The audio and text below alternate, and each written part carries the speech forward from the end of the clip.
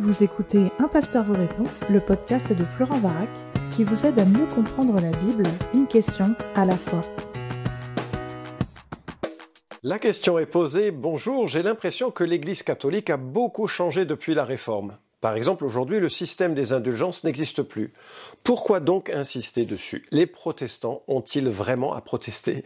La Réforme est-elle vraiment toujours d'actualité? Écoute, merci pour ta question, elle est pertinente et il est vrai que de nombreux protestants semblent avoir perdu leur identité et l'on peut légitimement s'interroger sur la pertinence actuelle de la Réforme. Pourtant, l'esprit de la Réforme reste, de ma perspective, plus nécessaire que jamais. Il s'agit d'une vigilance spirituelle pour vérifier si nos croyances, notre théologie et nos pratiques sont fidèles au Christ et à sa parole. Alors tu as parlé des indulgences et c'est un exemple révélateur, ce sera mon premier point, puis après je regarderai les éléments fondamentaux de la Réforme. Tu cites les indulgences et tu as raison sur un point. C'est précisément ce système qui avait déclenché la colère de Martin Luther lorsque Johann Tetzel, un prêtre dominicain, récoltait des fonds pour financer la basilique Saint-Pierre de Rome, magnifique ouvrage artistique, et il avait ce slogan cynique « Sitôt que sonne votre obole, du feu brûlant, l'âme s'envole ». C'est-à-dire que les offrandes financières permettaient de réaliser des messes qui libéraient, soi-disant, les âmes du purgatoire. Pour Luther, qui venait de découvrir la paix en comprenant enfin ce qu'était le salut en Christ, pour lui, ce commerce du pardon, ce trafic monstrueux, était intolérable. Il décrit ses positions en 95 thèses qui ont ensuite lancé, ou en cela, lancé la réforme protestante. Mais, et je suis navré de te l'apprendre, les indulgences existent toujours, elles sont codifiées dans le catéchisme catholique actuel, ce sont les paragraphes 1471 à 1479. Le pape François en a émis une indulgence, dans une bulle officielle du 9 mai 2024. Je me souviens même que Jean-Paul II avait accordé une indulgence plénière à ceux qui, après confession, communion et prière aux intentions du pape, effectuaient un pieux pèlerinage dans les basiliques romaines. Alors, de ma perspective protestante, cela reste profondément choquant. Comment un homme peut-il accorder la sortie d'un purgatoire hypothétique par la simple participation à une messe? Et si le pape possède ce pouvoir, pourquoi ne l'accorde-t-il pas à tous? Un médecin qui garderait secret le remède du cancer serait grandement coupable.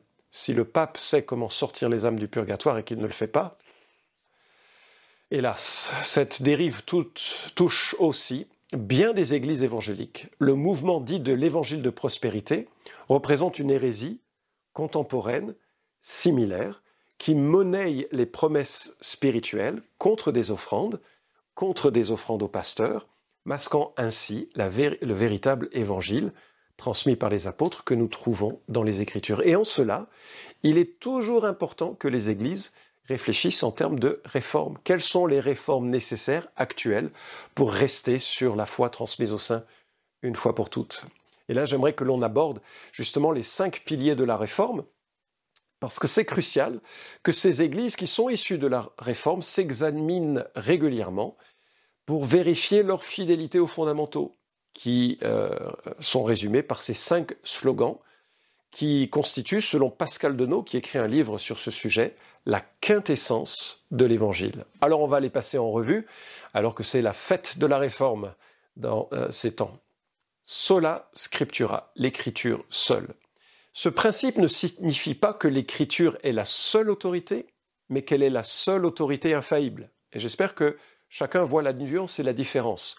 L'Église peut nommer des responsables, Actes 14, 21, 20, 28 à 29, 1 Timothée 3, 1 à 7, exercer la discipline, Matthieu 18, ce sont bien des décisions d'autorité, mais celles-ci restent faillibles. Et même au sein du Nouveau Testament, les leaders nommés par l'autorité de l'Église se sont parfois révélés indignes. Donc, les actes d'autorité de l'Église en dehors de l'Écriture sont légitimes, parfois, mais ce n'est pas la seule autorité infaillible. D'ailleurs, saint Augustin, lui-même, distinguait l'autorité absolue des Écritures canoniques de celle des écrits postérieurs, y compris des siens. Et cette notion de sola scriptura s'appuie sur 3 fondamentaux. Premièrement, le témoignage de l'Écriture elle-même. Elle est inspirée de Dieu, littéralement soufflée de Dieu, et elle équipe le serviteur pour toute œuvre bonne, pas une partie seulement, toute œuvre bonne. L'Esprit Saint a conduit sa rédaction, de Pierre 1, 20 à 21, lui conférant son caractère infaillible, inhérent, c'est-à-dire incapable de tromper sans erreur. Deuxièmement, Jésus s'est fermement opposé aux traditions humaines. Il a repris les religieux juifs pour leur attachement aux traditions qui contredisaient l'Écriture. Il dit notamment en Marc 7, 8 et 13, « Vous abandonnez le commandement de Dieu et vous tenez à la tradition des hommes. Vous annulez ainsi la parole de Dieu par votre tradition. » C'est très clair dans la bouche de Jésus. Il y a une parole inspirée, il y a une tradition qui peut avoir sa place, mais qui ne peut absolument pas s'opposer à ce qui a été écrit. Troisièmement, nulle part il n'est annoncé que des hommes auraient le pouvoir d'édicter des doctrines nouvelles. Paul met en garde, prenez garde que personne ne fasse de vous sa proie par la philosophie et par une vaine tromperie selon la tradition des hommes. Colossiens 2:8. Le fondement unique de l'Église reste Jésus-Christ, 1 Corinthiens 3, 10 à 11, dont le témoignage nous est transmis par les apôtres et les prophètes, Éphésiens 2:20. L'Église n'édite pas la vérité, elle n'en est que le pilier. Il faut le voir en 1 Timothée 3,15. Alors, certains s'opposent à cette idée et ils avancent la notion de tradition chez Paul, notamment avec 2 Thessaloniciens 3,6. Mais il faut lire le contexte. Paul ne fait qu'expliciter ce qu'il leur avait dit directement. Verset 10. Ce que Paul dit ne va pas au-delà de l'Écriture ni ne la contredit. D'autres évoquent encore Matthieu 18, 18 en pensant que Jésus donne à l'Église le droit d'établir de nouvelles lois, avec ce pouvoir de lier, de délier. Mais ce texte conclut une instruction solennelle de mise sous discipline d'excommunication d'une personne qui, tout en se disant frère, sœur, sans vivre selon le Christ, serait considérée comme non-croyant. Et il y a là l'assurance que le processus ecclésial, s'il est fidèle au Seigneur et à ses prescriptions, reflètera la volonté de Dieu elle-même, ou la volonté du Seigneur en lui-même. Donc il y a bien des coutumes légitimes, culturelles, ou bien des décisions de l'Église qui ont autorité sur l'Église, mais elles ne sont ni infaillibles ni pérennes. Et c'est ça la différence. Par contraste, le catholicisme enseigne que la tradition, l'Écriture et le magistère sont, et je cite, tellement reliés et solidaires qu'aucune de ces réalités ne subsiste sans les autres. C'est l'article 95 du catéchisme. L'interprétation authentique est confiée, je cite, au seul magistère vivant de l'Église, article 85. Cette divergence reste fondamentale aujourd'hui. D'ailleurs, chez les évangéliques aussi, il y a des dérives qui menacent. L'expérience, très fortement mise en avant dans certains milieux, peut détrôner l'autorité scripturaire. Le pseudo-prophétisme crée une autorité parallèle et certaines personnalités pastorales exercent une influence qui éclipse la seigneurie de Christ et ternit l'autorité de l'Écriture. L'Apocalypse, ultime livre de la Bible, sommet de la révélation, se termine sur cette mise en garde qui doit modérer toute ardeur à ajouter à la foi transmise au sein une fois pour toutes, c'est Jude 3 qui le dit, ne rien ajouter, ne rien retrancher. Apocalypse 22, 18 à 19. Alors c'est pas simplement une querelle de style d'église, c'est bien l'Écriture qui donne la vie et la sanctification. 1 Pierre 1, 23, Jean 17, 17. L'Écriture seule, Romains 10, 17, car il a plu à Dieu de sauver les croyants par la folie de la prédication. 1 Corinthiens 1, 21. Le dérapage, l'éloignement de l'Écriture menace ainsi, catholiques comme évangéliques. La place laissée à l'expérience détrône facilement cette autorité, on doit l'entendre et le réaliser. Deuxièmement, sola fide et sola gratia, la foi seule et la grâce seule. Alors je les combine ensemble parce que le podcast est plus court, enfin l'épisode doit être plus court que ce que mériteraient ces questions. Mais finalement, ces deux principes sont indissociables. Ils expliquent comment des pécheurs, les pécheurs que nous sommes, séparés de Dieu, peuvent espérer le salut. La grâce de Dieu est la source unique du salut. La foi en est le moyen unique. Et finalement, en cela, c'est l'aspect peut-être le plus contre-intuitif de l'Évangile. Parce que toutes les religions proposent un système de compensation. Les fautes sont payées par des œuvres, des prières, des rituels, ou parfois par de la souffrance. Mais le christianisme biblique affirme que rien ne peut couvrir notre dette bien trop grande. Dieu est trop saint et nos meilleures actions sont teintées d'orgueil. Dieu donne le salut, il ne le vend pas. Il a lui-même acheté ce salut pour le donner. Alors, où se trouve l'espérance ? Dans l'Évangile. Dans l'Évangile où Dieu fait tout le travail. Paul l'affirme clairement, tous ont péché et sont privés de la gloire de Dieu, et ils sont gratuitement justifiés par sa grâce, par le moyen de la rédemption qui est dans le Christ Jésus.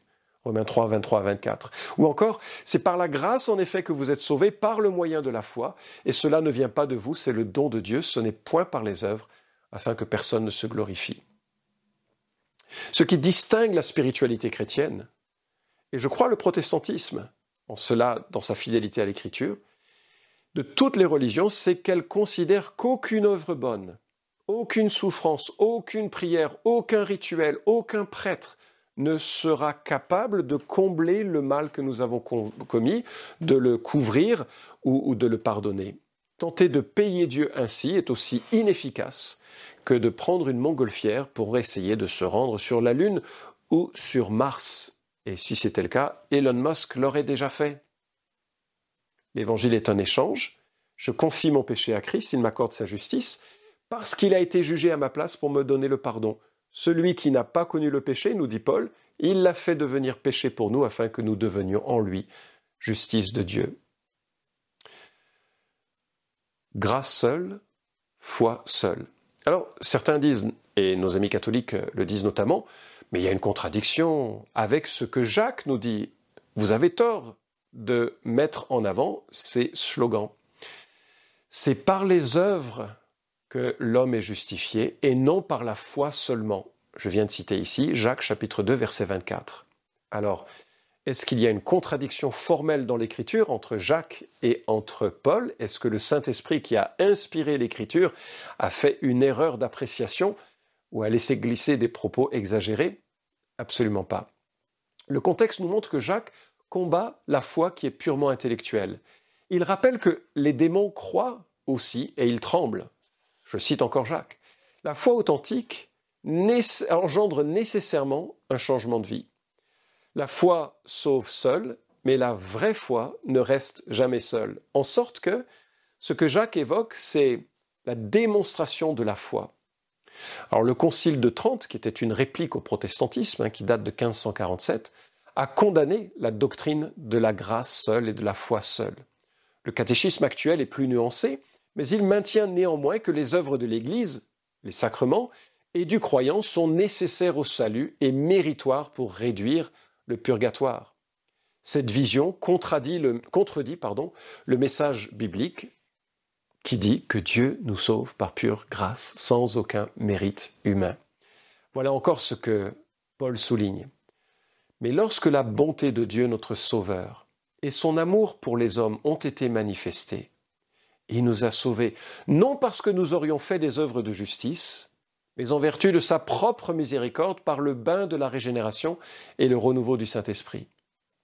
Il l'a répandu sur nous, avec abondance, par Jésus-Christ notre Sauveur, afin que, justifiés par sa grâce, nous devenions héritiers dans l'espérance de la vie éternelle. Alors, comment comprendre l'articulation entre foi et grâce ? Le théologien Henri Blocher explique ainsi « Jamais l'Écriture ne dit que nous sommes justifiés à cause de la foi. Nous sommes justifiés par le moyen de la foi, dia pisteos, Romains 3, 30. À partir de la foi, ek pisteos, Romains 3, 26.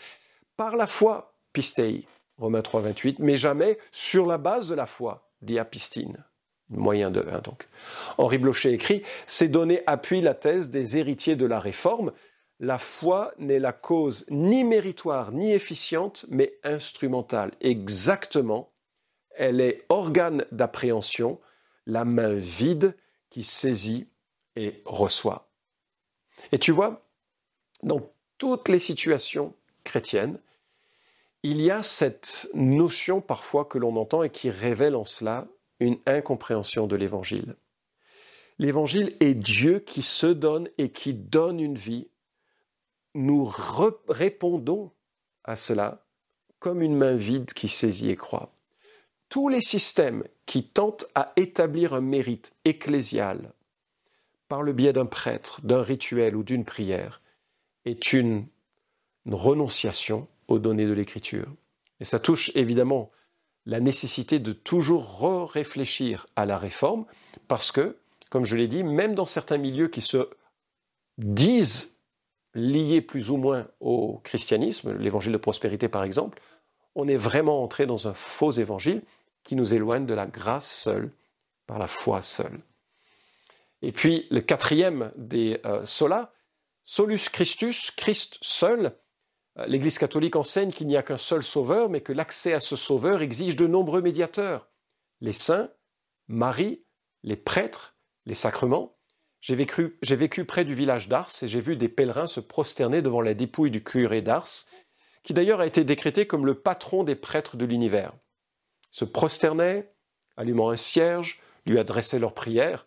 De ma perspective, c'est absolument effarant. Enfin, c'est l'inverse de la piété telle que l'Écriture l'évoque. L'Écriture est catégorique. Jésus dit « Je suis le chemin, la vérité, la vie. Nul ne vient au Père que par moi. » Acte 4, 12. « Il n'y a sous le ciel aucun autre nom donné parmi les hommes par lequel nous devions être sauvés. » Et puis 1 Timothée 2, 5. « Il y a un seul Dieu et aussi un seul médiateur entre Dieu et les hommes, Jésus-Christ homme. » Hébreux 7, 25, dernier passage, Jésus peut sauver parfaitement ceux qui s'approchent de Dieu, par lui, étant toujours vivant, pour intercéder en leur faveur. Et tu vois, à partir du moment où la distribution réelle et efficace de la grâce passe par un intermédiaire, c'est une abominable négation de l'efficacité de l'incarnation et du sacrifice de Christ comme seul médiateur. D'ailleurs, Hébreux nous dit ceci, Jésus, au chapitre 7, Jésus est devenu par cela même le garant d'une alliance meilleure. De plus, ces sacrificateurs, ces prêtres ont existé en grand nombre parce que la mort les empêchait d'être permanents, mais lui, Jésus, parce qu'il demeure éternellement, possède le sacerdoce, c'est-à-dire le travail de prêtre, non transmissible. C'est pour cela aussi qu'il peut sauver parfaitement ceux qui s'approchent de Dieu par lui, étant toujours vivant pour intercéder en leur faveur. Hébreux 7, 22 à 25. L'Ancien Testament, avec ses prêtres, ses sacrifices, s'est accompli pleinement en Jésus, l'ultime prophète, le prêtre, le roi. Lui seul nous donne accès au Père. Ce qui prétendrait être l'intermédiaire piétine dangereusement la suffisance de l'œuvre de Christ. Qu'il soit pasteur ou qu'il soit autre. Et puis, cinquièmement, soli Deo Gloria, à Dieu seul la gloire. Dieu possède une majesté, bien sûr, qui dépasse notre imagination. Ceux qui ont entrevu sa gloire dans la Bible se sont effondrés de terreur et d'émerveillement. Cette vision pure de Dieu est capitale car nous ne nous élèverons jamais au-delà de notre représentation de la divinité. Et Dieu déclare « Je suis l'Éternel, c'est là mon nom, et je ne donnerai pas ma gloire à un autre, ni mon honneur au statut. » Ésaïe 42, 8. Quand l'apôtre Jean a voulu adorer un ange, ce dernier l'a repris « Garde-toi de le faire, je suis ton compagnon de service, adore Dieu. » Et donc il y a vraiment la notion que notre regard doit uniquement être fondé sur Dieu, sans aucun intermédiaire, je l'ai déjà évoqué. À Dieu seul la gloire, c'est lui seul que l'on va adorer, vénérer. Alors, l'Église catholique a institué une distinction entre le latria, du latin adoration réservé à Dieu, du dulia, la vénération des saints, et de l'hyperdulia, ce qui serait attribué à Marie pour la distinguer des autres saints. Mais ce riche vocabulaire, dans le grec, ne permet pas une telle distinction. Par exemple, proskuneo signifie dans le grec à la fois adorer et se prosterner. Se prosterner devant quoi que ce soit d'autre que Dieu constitue une idolâtrie. Il y a bien d'autres termes que l'on a dans la Bible, et il est très clair qu'il n'y a qu'à Dieu que nous donnons gloire. Le psaume 115 nous le rappelle, « Non pas à nous, Éternel, non pas à nous, mais à ton nom donne gloire. » Les idoles, qu'elles soient de métal ou de chair, ne peuvent ni entendre ni répondre. Tout est de lui, par lui, pour lui. À lui la gloire dans tous les siècles. Romains 11, 36. Voilà pour les 5 piliers de la réforme, les 5 solas que l'on évoque régulièrement. Alors, considérons maintenant l'actualité permanente de ces réformes. Ces 5 principes ne sont pas de simples querelles théologiques du passé. Ils touchent au cœur même de l'Évangile et restent d'une actualité brûlante. Dans le catholicisme, malgré des évolutions vraiment positives, il reste quand même des divergences assez fondamentales. J'ai parlé des indulgences, mais aussi la médiation des saints, le rôle salvifique des sacrements, l'autorité du magistère, et puis la présence de médiatrice de Marie. Tout cela persiste et continue, de ma perspective, de voiler la simplicité de l'Évangile. Dans le protestantisme évangélique aussi, de nouvelles dérives apparaissent maintenant. J'ai beaucoup évoqué, mais l'évangile de prospérité transforme la grâce en commerce. Le sensationnalisme remplace la parole par l'expérience. Les personnalités charismatiques, là je parle de leur personnalité, deviennent des gourous intouchables et des médiateurs quasiment des grâces de Dieu, eux qui dispenseraient soit la guérison, soit la grâce, soit la bénédiction. Et en cela, la théologie se dilue dans ce sentimentalisme. Dans notre société, le relativisme ambiant pousse les églises à adapter leur message plutôt qu'à proclamer fidèlement ce que l'Écriture dit.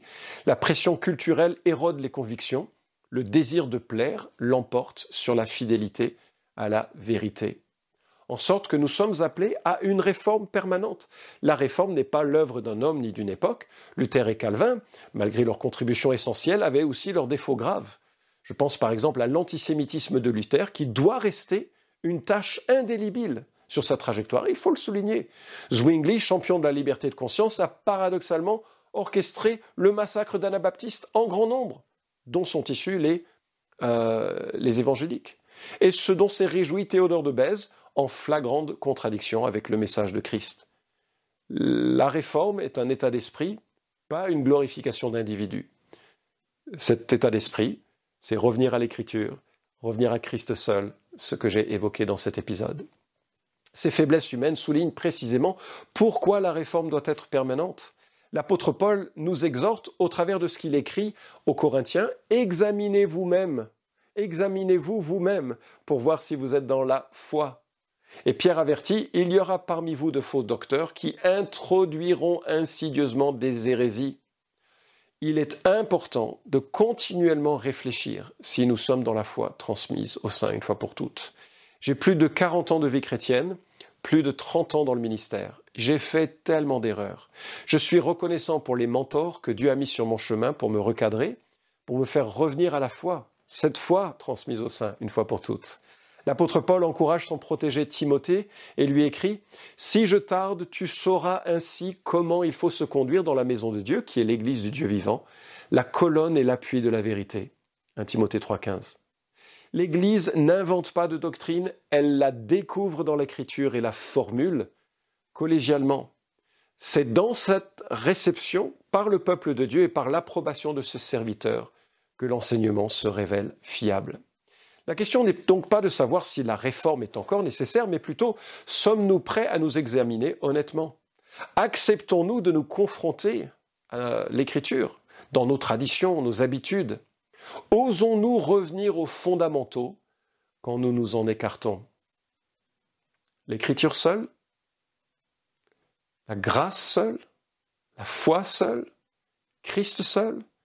La gloire à Dieu seul? Dès qu'un pas se fait dans une autre direction, une réforme s'impose. C'est l'essence même de la vie chrétienne, un retour constant aux fondamentaux, à la source, une vigilance perpétuelle et une humilité qui accepte la correction.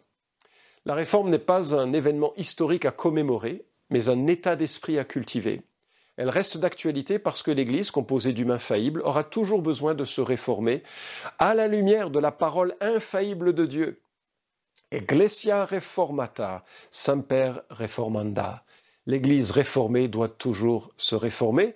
C'est notre appel permanent et je veux même l'imaginer comme une réflexion sur notre propre salut. Je rappelle ce que Paul dit aux Corinthiens. Examinez-vous vous-même pour voir si vous êtes dans la foi, à moins que l'épreuve soit pour vous un échec.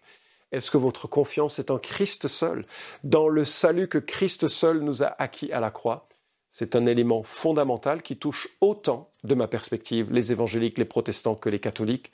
Et ma prière, c'est que nous nous regardions à l'Écriture en disant au Seigneur qui l'a inspiré, « Enseigne-moi et permets-moi de voir et de comprendre qui tu es, ce qu'en est le salut, où j'en suis dans mon cheminement. » Jésus termine le sermon sur la montagne avec une exhortation terrifiante.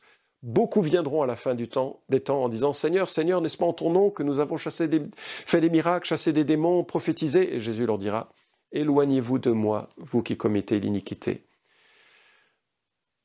Il est trop important de réfléchir si les fondements de notre foi sont justes, parce que notre éternité en dépend, et donc l'éternité de ceux à qui on parle en Église. Cet épisode vous a édifié ? Alors merci de le liker ou de le partager pour que d'autres puissent en profiter. Pensez aussi à vous abonner à la chaîne d'Un Pasteur vous répond pour ne manquer aucun des prochains épisodes. Enfin, si vous avez une question à poser à Florent Varac, écrivez-lui directement sur contact@toutpoursagloire.com.